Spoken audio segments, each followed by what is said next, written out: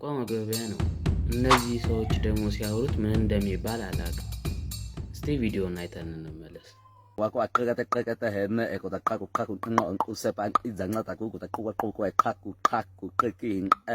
አዎ እኒህ ሰዎች የኮይኮይ ሳህን ቋንቋ ተናጋሪ ይባላሉ። ከዚህም በተጨማሪ እኒህ ጎሳዎች የሳን ጎሳ፣ ኮይኮይ ጎሳ እና ሀዝባርድ ጎሳ በመባል በአፍሪካ ውስጥ በብዛት ይታወቃሉ። እናም እኒህ ሰዎች የሚኖሩት በአብዛኛው በአፍሪካ በሳውዝ ክፍል ነው። ከዚህም በተጨማሪ ያገኙትንም ነው የሚበሉት። ይህንንም ደግሞ ለማረጋገጥ